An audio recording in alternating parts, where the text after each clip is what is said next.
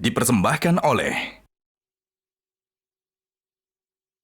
Nadira, Ya, Kang. tamu kita kali ini nih luar biasa. Kang Rian ini, beliau ini punya yang namanya dagangan yang unik, usaha yang unik. Apa itu, Kang? Usaha jualan rambut nenek. Iya, aku suka banget tuh, Kang. Arum manis ya? Iya, Kok kamu tahu sih rambut nenek rambut manis? Tahu lah, Kang. Itu kan makanan aku dari kecil. Memang disebutnya rambut nenek ya. Padahal kalau kita pikirin rambut nenek, pertama kurang ajar lu jual rambut nenek. Yang kedua mana enak sih rambut nenek? Brandnya apa tadi? Snazzy Boom. Snazzy Boom. Snazzy Boom. Ya. Snazzy Boom. Terus saya dengar-dengar ini juga tuh si Snazzy ini melakukan kegiatan-kegiatan baksos juga tuh. Iya sih, kita pasti kan dalam bisnis ini memang visi pertamanya kita pengen bisa ngasih kebermanfaatan sih. Wah, Masya Allah ya, Jadi yang Kang. dikerja di Lihatnya. kita pun memang kita kerjasama dengan community lokal atau desa setempat, kita pengen bisa ningkatin skala ekonomi di situ. Jadi mikirnya memang nggak jauh-jauh dulu, meskipun kita distribusinya meluas, tapi yang kita berdayakan tuh yang lokal itu dulu aja. Ya tadi kan seperti Ustadz bilang kan, bahwa ya itu sirkulasi ekonominya harus berputar dengan baik sih. Iya, betul. Ini saya tuh seneng sekali ya, itu bisa kemudian mengajak orang untuk kemudian mengambil manfaat, ya, menambah manfaat gitu. Terus ini kan makanan yang cukup awet kan? Awet sih. Cukup awet, tanpa pengawet awet kan? Iya, karena basicnya kan sudah gula kan. Kan? Nah, berarti bisa nggak sih kalau sisanya bisa ekspor gitu? Sulit ya? Insya Allah sih bisa. Oh, bisa? Karena kemarin juga kita di tahun ini dikirim dari negara kan buat mewakili Indonesia. Wow. Iya. Oke. Mewakili Indonesia, negara. Waktu itu kita ke Eropa. Jadi 3 pemuda dari perwakilan, salah satunya saya bawa warisan kuliner. Assalamualaikum. Waalaikumsalam warahmatullahi wabarakatuh. Ya, Mas Handi. iya, silakan. Ayo, silakan. Ayo. Silakan duduk, Mas Handi. Kamu tuh kumaha ngundang tamu di chatting, di telepon nggak diangkat. Itu tamu nyasar tahu. Kang, aku merinding deh, Kang. Kayak ada yang ngomong. Aku hantu. Itu hantu. Iya, maaf. Emang iya? Teleponnya? Maaf, Mas Handi. Silent ya. Oh iya, ke silent. Maaf banget, Atuh. Ya udah kamu balik lagi sana. Makanya matok harga jangan ketinggian. Itu kamu. Makasih ya, Boim. Makasih, Boim. Aduh. Gimana nih? Mas Andi Punten nih Kang, aku jadi belum kenalin. Jadi beliau Iya. ini adalah Mas Sandi Oktasusila. Jadi beliau ini mempunyai produk pertanian yang omsetnya bisa tembus sampai 800 juta per bulannya loh, Kang. Allah ya Roh. Keren banget gak sih? Makanya tadi ini qadarullah nih, saya lagi bicara sama Kang Rian ini tentang permasalahan. Beliau juga pengusaha nih. Pengusaha rambut nenek, coba bayangin. Rambut Unik sekali. nenek keren banget. Keren banget Makanya. kan. Ini juga sama nih. Iya. Kang Sandi ini, saya mau tanya nih, kok bisa-bisanya tertarik ke masalah pertanian, bisnis pertanian? Biasanya kan kalau anak muda ya yang namanya gadget lah, Iya, yang betul, namanya ini semuanya high tech lah gitu. Iya, betul. Kok bisa masuk pertanian ini gimana ceritanya? Jadi saya melihat potensi pertanian ini adalah sektor yang prospektif. Nomor 2 sektor yang melaju pertumbuhannya katakanlah tinggi itu adalah pertanian kan. Terutama Itu perdagangan real data di tahun real berapa? data tahun 2012 pada saat itu saya kan mulai usaha 2015 kan. Iya. Ya 2015 jadi hampir 8 tahun usaha yang saya bangun hari ini. Dan alhamdulillah perjuangan itu Kang ya berkat doa semua, bimbingan semua, para guru-guru, orang tua. Hari ini alhamdulillah kita ada sekitar kurang lebih 120 hektar Kang.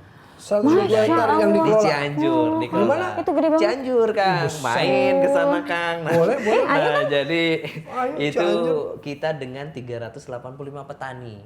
termasuk saat ini 300, bertambah 85 petani. petani. Dan saat ini banyak anak-anak milenial juga Kang. Jadi kita bangun saat ini tidak hanya core bisnis saya tadinya di sayuran, tapi sekarang sudah merambah ke sektor-sektor yang lain tapi di sektor pertanian. Oh, tetap ada buah-buahan, Ya, sayuran, buah-buahan, ya. sayuran, termasuk ada smart farming juga. Variasinya juga berbagai Ya, dan ya. kita bangun agrowisata. Organik itu. Enggak Kang, Oh, kita enggak, ya karena modern market yang Ya, kita ya. kerjasama seperti retail, hotel, restoran itu masih meminta yang bukan organik, jadi kita budidayanya belum organik. Itu berapa ratus hektar tadi? 120 hektar. total, Itu konsorsium betul. atau bagaimana? Jadi ini lahan yang pertama ada private yang kita punya sekitar 5 hektaran kan. Oh, 5 hektar punya. 5 Yang lainnya yang lainnya itu HGU PTPN oh, kan. PTPN. Iya, PTPN jadi berapa kita tuh? 8 di situ. Iya, betul. Sekarang sudah berubah kan. Kebetulan strukturnya jadi PTPN 1 regional 2 kan. Oh, satu regional. Kalau zaman dulu 8 ya. Gitu. Sudah digabung-gabungkan. Iya. Iya, jadi di sanalah saya pengembangan semua sektor pertanian gitu. Jadi dari semester 5 alhamdulillah dari mulai data lalu saya pasarkan di media daring kan. Iya, Sekarang kan sudah anak milenial itu Online tidak lah semua. online, betul. Kita trading dengan fast food kan, lalu merambah ke tadi Horeca, hotel, restoran dan catering, juga sekarang mulai ke retail. Itu sayuran buah-buahan. Kalau Yes. beras bagaimana? Beras itu Ketela, kita beras, tidak jagung. main kan, Nggak main ya? tidak main kalau di pangan. Kita lebih ke hortikultura, Oh, karena hortikultura memang aja. ya dataran yang saya gunakan Kang itu menengah ke tinggi. Nah, jadi karena Pantesan Cianjur ya. betul ya seperti kalau di Bandung itu kan ada banyak Ciwidey, ya Pak, Ciwidey, iya, Pangalengan, betul, Pangalengan. Lembang, kayak Mainnya di situ, mainnya disitulah di sana. sayuran Jadi di sama- sayuran betul. Oh iya, saya itu memang ya yang namanya pertanian itu memang sebetulnya usaha avant-garde atau masa depan itu di sana. Ya. Iya betul. Karena memang orang boleh ngapain aja, tetapi dia nggak akan bisa lepas dari sayuran sama buah-buahan, Iya, betul, sama Kang. makanan, Betul. pertanian. Setuju. Kang. Iya, Ya. karenanya memang harus ada nih nanti ya, yang kemudian generasi berikut yang terus itu apa namanya memperhatikan bisnis itu. Ya. Apalagi ini kalau saya lihat tadi itu ada berapa petani yang terlibat? 385 kan. Itu daerah Cianjur aja ya Cianjur semua. semua kita. Berarti kalau 385 sudah terlibat, ya kan biasanya memang para petani-petani di situ kan petani yang nggak punya lahan. Lah, betul. Itu yang Makanya kasihan kan? makanya tadilah hadir kita sebagai katakanlah media gitu ya dengan PTPN kita coba untuk merapihkan datanya dan sebagainya, dan LAN itu dikelola oleh mereka itu kan. Iya. Keren Sebetulnya banget, memang Kita konsolidasikan. Ini. Iya iya iya. Ini yang pentingnya ini. Sebetulnya memang ya kalau kita lihat yang dibutuhkan itu kan sebetulnya dari mulai bagaimana rapihnya penanamannya, pembibitannya kan, dari mulai pembibitan dan lain-lain sampai akhirnya packaging. Ya. Packaging inilah yang kadang-kadang keteteran di pasar Betul. itu, ya kan? Betul. Makanya mereka nggak bisa masuk pasar modern, berhentinya di pasar tradisional. Ya. Harganya jadi tetap murah. Murah, Nah ini bagaimana nih? Nah, memecahkan jadinya masalah itulah ini? yang makanya kita bangun dari mulai katakanlah hulu hingga hilir ya. Jadi hulunya kita bangun tadi dari sisi aspek budidayanya Betul. bersama-sama dengan teman-teman yang lain. Hilirisasinya kami punya packing house modern kan. Packing house modern. Jadi mulai dari inbound hingga outbound sampai ke tahap kita memiliki cold storage ya Kang ya, Iya, dengan cold skala storage. 5,5 ton lah untuk Wah, stok. gede atuh. Gede banget. Enggak, Kang, Dosa, masih ya. belajar. Ya, jadi kita ada di sana conveyor. Ya, Kita jadi produk itu kita melalui tahapan-tahapan yang kita lakukan ada 4 proses Kang. Satu, sortasi dan grading. Ya. Jadi si sayuran itu keinginannya Kang Rian misalnya tomat yang sekilo 9, akang sekilo 10, tetes sekilo 11. Nah, kita atur di sana Kang, sortasi dan grading. Lalu setelah itu kita cuci dulu si produknya. Ya. Setelah cuci baru kita packing. Ada yang kalau kata Akang tuh misalnya San, saya mah pengennya yang di wrapping pakai tray yang setengah kilo 6 misalnya. Nah, itu kita atur tuh di packing, packaging. Barulah kita kirimkan ke klien-klien kita. Iya. Itu proses kita. Masuk ke supermarket besar ya. Supermarket, betul. Kita lebih banyak sekarang sih penetrasi pasar kita ada di Horeca kan, terutama hotel. Area-area Bogor itu semuanya kita sudah masuki kan. Alhamdulillah. Jadi Masya Allah. memang kita dari awal tadi, kembali ke pertanyaan awal, jadi dari data saya lihat bahwa tadi itu laju pertumbuhan perdagangan di hotel, restoran itu bertumbuh memang pesat. lah, memang. Nah, makanya itulah yang kita sasar pada saat itu ya, produk kita nyasarnya ke modern market kan. Hotel, restoran, horeca, catering. Iya, Catering ya, betul. Iya. Gitu kan. Petani. Iya. enak ya. Kalau zaman dulu petani topinya, Betul, betul. topinya aja udah Iya, iya, iya. lain, capek. Kalau sekarang udah keren Nah, ya jadi kan? kan Ini begini, gaya petani saya nih. ingin menyampaikan bahwa kita terkunci oleh paradigma konservatif. Betul. Bahwa petani itu kumuh, Ya. kucel, tidak bonafit. Ya pokoknya hal-hal negatif lah terkait petani dan pertanian Makanya itu orang kalau gitu. ditanya mau jadi apa? Mau jadi Petani, dokter. iya, pilot gitu, nggak ada yang petani teh, gitu ya. Betul. Nah, jadi saya selalu bertanya, apakah memang petani tidak boleh berkacamata? Tidak boleh memiliki iWatch kan dan sebagainya, boleh, oh iya, gitu ya. Nah itu yang betul. makanya kita hadir anak-anak milenial banyak Kang, sebetulnya alhamdulillah ya, terutama Kementerian Pertanian memfasilitasi kami digabungkan di 34 provinsi dan 112 kabupaten kota terhimpun dalam komunitas Duta Petani Milenial dan Duta Petani Andalan Kementerian Pertanian. Berarti udah seluruh Indonesia ya? Kita sudah terjaring itu Kang, dan mereka itu hebat-hebat Kang. Ada di peternakan, ada di, kalau saya kan di hortikultura sayuran, ada juga di pangan.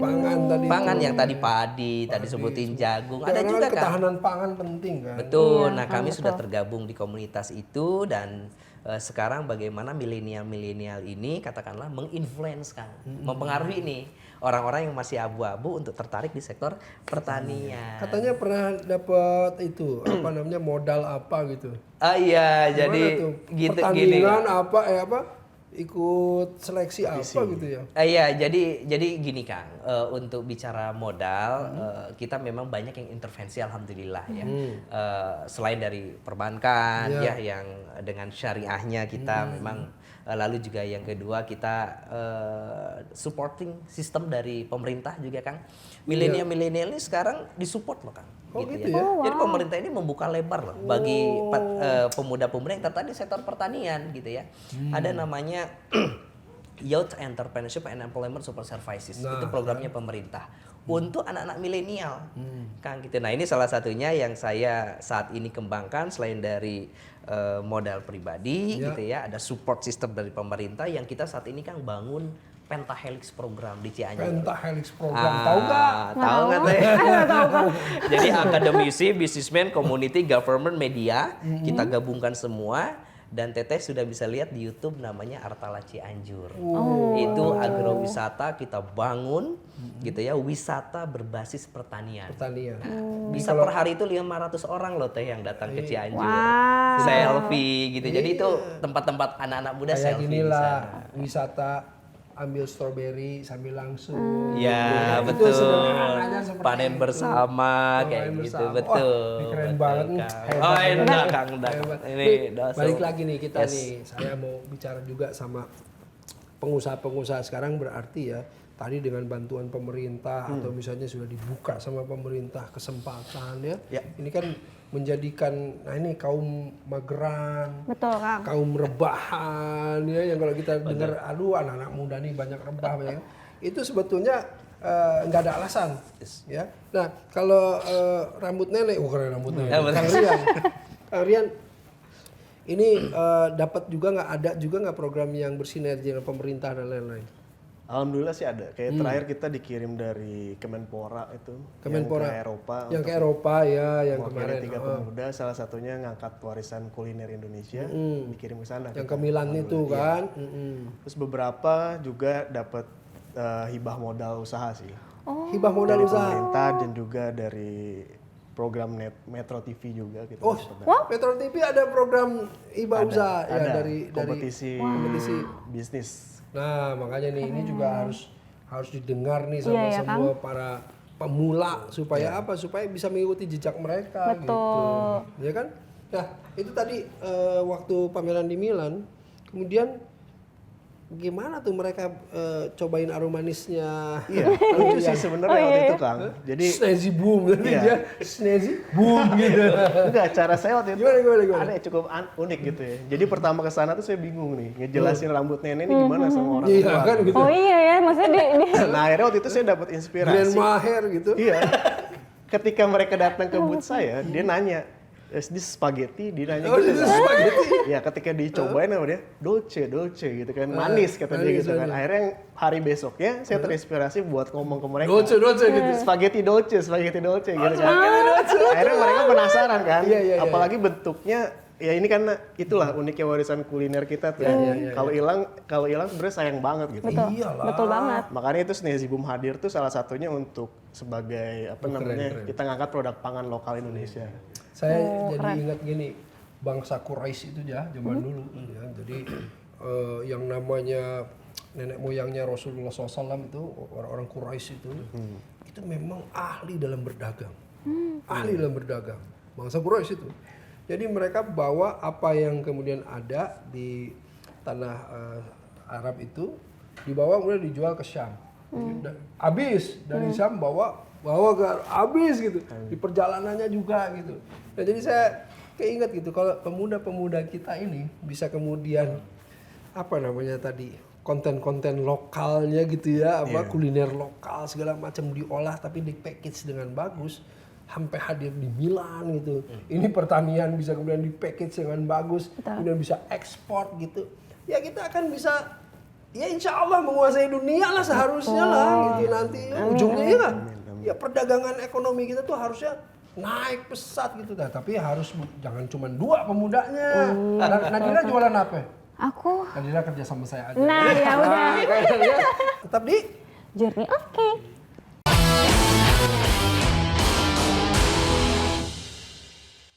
Dipersembahkan oleh